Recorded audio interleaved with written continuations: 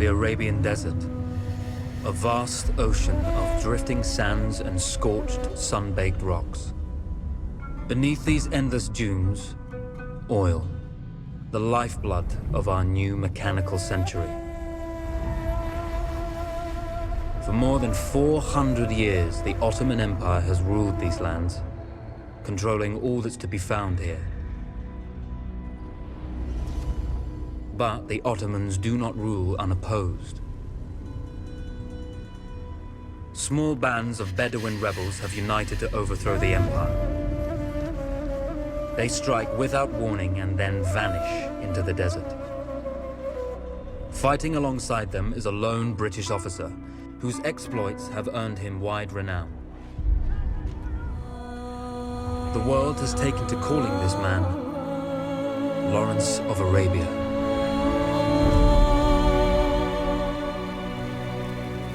In the desert, you rely on good planning, but you also hope for a dash of luck. And luck was with us when we learned of a recently derailed Ottoman train carrying a most interesting piece of cargo. A small patrol had joined the Ottomans who survived the crash. Together, they guarded the wreckage and waited for reinforcements.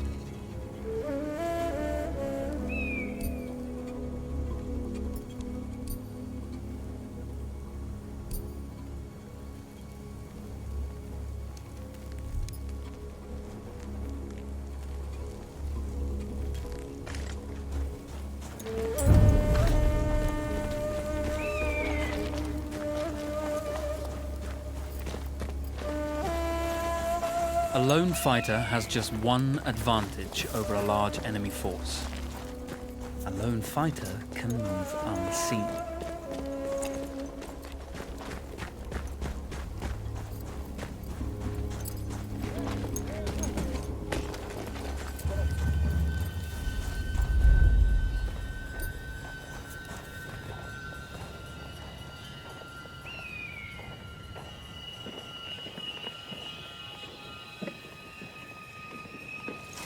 Cry havoc and let slip the dog's name.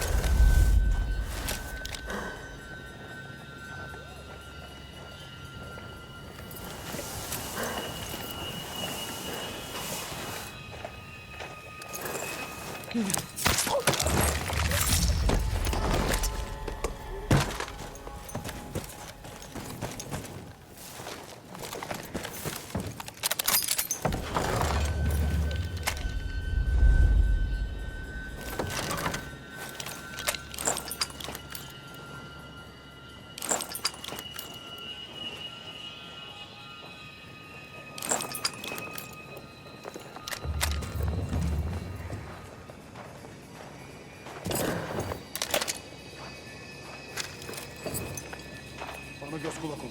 Ne olur ne olmaz.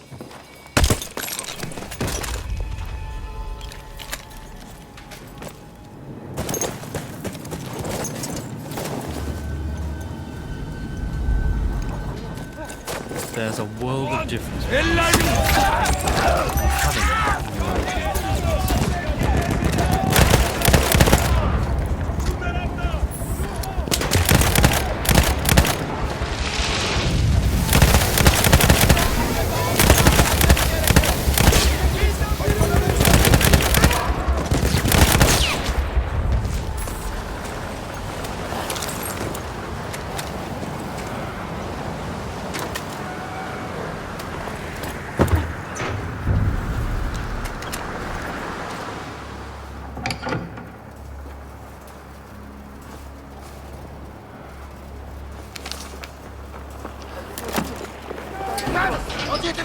Tamam. It's over.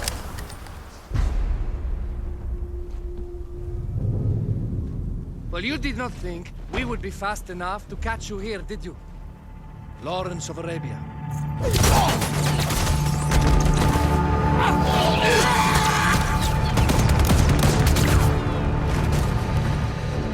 Actually, I was rather depending on it. Lawrence. Well, this is very clever. Now the hunter becomes the hunted. So who might you be? How enchanting you are, my dear. Ahmed. I'll show you enchanting. If it weren't for you, I'd be free. Free, is it? You'll be free when you're dead. And I'm happy to tell you, the Empire intends to grant you all this freedom very soon. Even now, an engine of destruction scours this desert, obliterating your allies, your families, your homes. Soon there will be nowhere to run. Nowhere to hide. Soon all that you know, and all that you love, will be ashes. You will all be free to die. Oh. Ah, you animal! Zara. Oh. Now, I understand that you would like nothing more than to strip the flesh from that man's feet and send him off into the desert naked to die. But think about it. You're right. I'm sorry. My friend here, she can be a little brusque. You're going to tell me how to lie to your train, so we can lure it into a trap and destroy it. Impossible. To even begin to talk to that train, you would need an entire book of communication codes. Oh, like this one, you mean? You can never stop the progress of machines.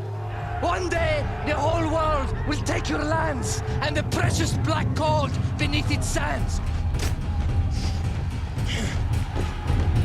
We shall see, my friend.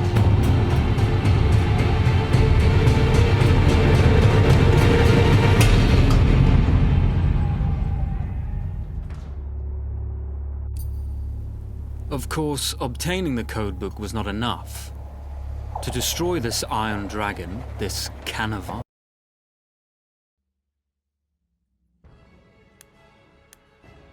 as the Ottomans had named it, we had to send it 3 encrypted messages telling it to stand down. There were Ottoman outposts scattered along the railroad tracks. The commanders there carried high-priority message capsules. We had to use those to send our orders. Infiltrating the village wouldn't be easy. A full detachment of Ottoman soldiers had occupied it. The Ottomans had chosen an isolated location for their desert outpost. It seemed lightly defended. It was also well stocked with arms and equipment. The ancient ruins were all that remained of a civilization now lost to time. The Ottoman Empire brought in the modern world with a host of armored vehicles and field guns. 3 commanders to eliminate, 3 personal message capsules to be stolen, and then sent with our false orders. How Zara tackled this dangerous and audacious mission was up to her. The Bedouin treasured their horses, and in return, those animals granted their riders unparalleled speed and mobility.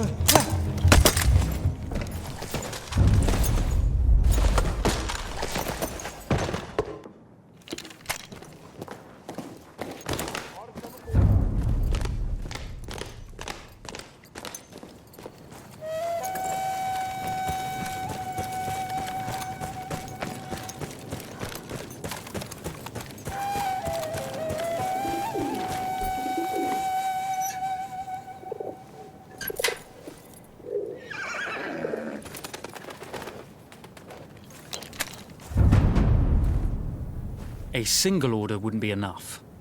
Ottoman protocol required the message to be received in triplicate before the train would acknowledge it as genuine.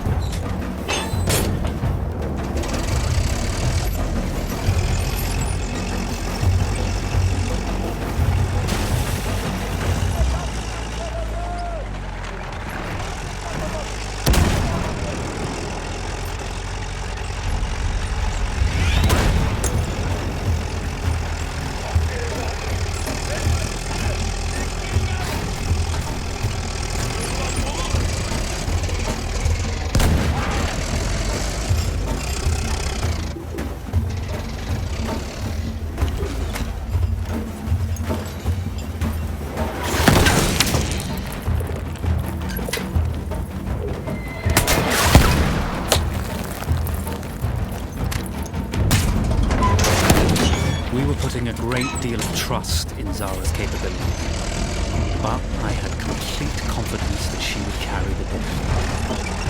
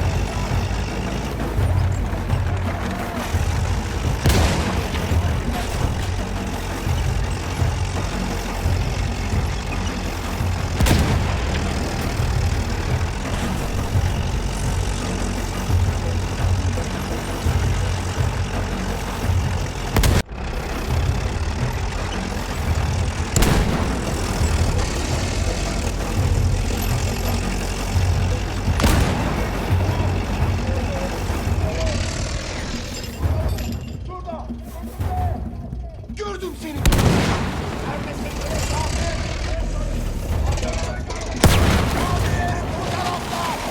Yürü, yürü.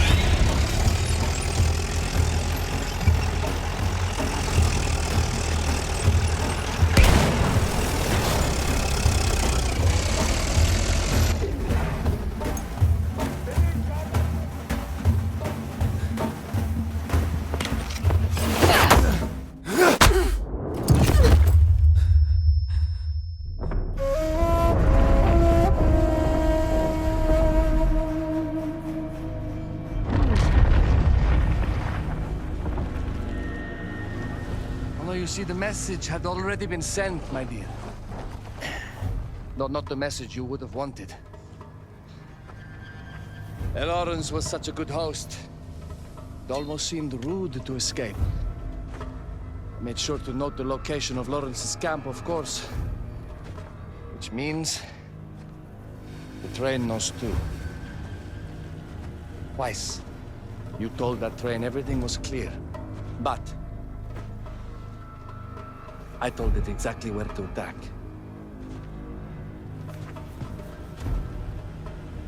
The beast has your scent, my dear. And it's coming to slaughter you and your little band of rebels. First, the firestorm from the cannon. Then, up close with the troops to slaughter any survivors.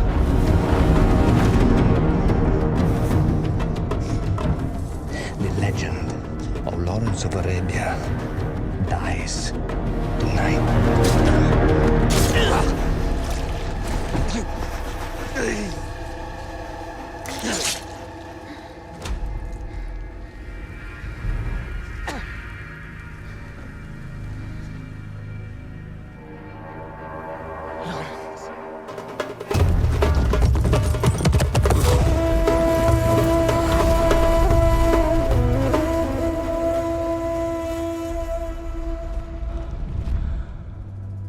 You slipped away just in time. Tilkitchi was a fool to think we'd ever stay after he escaped. The carnival won't stop hunting us. No, it won't. Let me think. The train's coming a long way.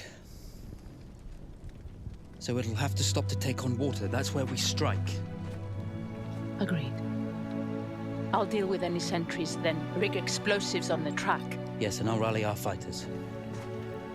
When I blow the lines, the train will be trapped. So when you hear the blast, you need to attack them with everything you have. It's good. But you know that there's a chance the men may not come. You may set off those explosives and find you're out there all alone. You know that. I guess I won't know either way until I set it off.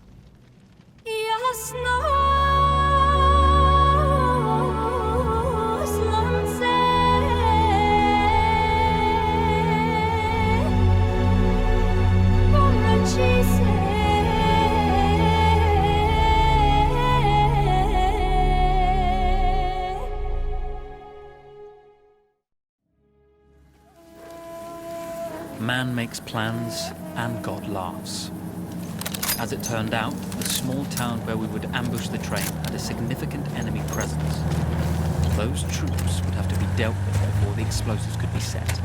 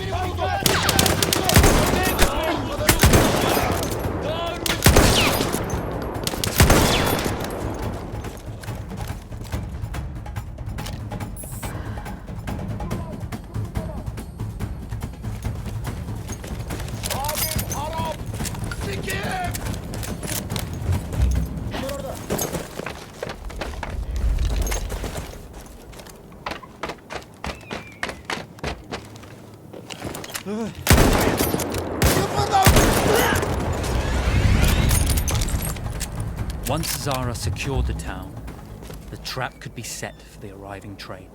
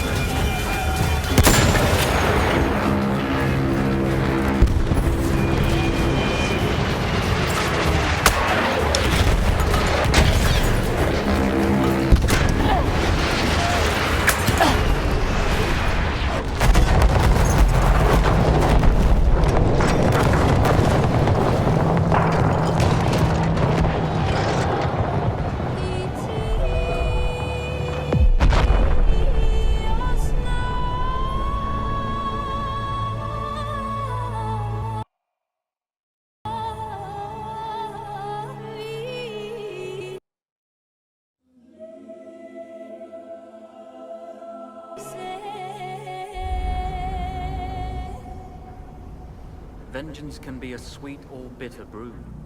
How did you find it, Zara?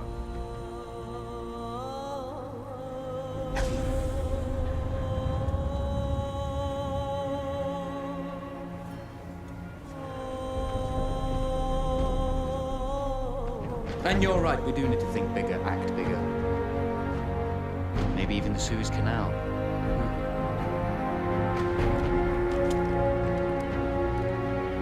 Tell me, what do you know about battleships?